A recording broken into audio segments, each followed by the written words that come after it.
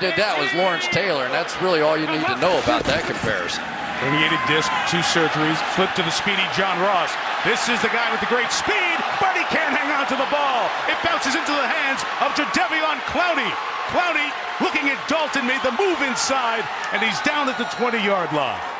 Let's take a look. Ball in his left hand, as it should have been, but that was a heck of a play by Kareem Jackson, and pretty amazing, really, that Andy Dalton was able to get Jadeveon Clowney on the ground here. Some of the best tackles we've seen out of these two teams in the last 2 weeks.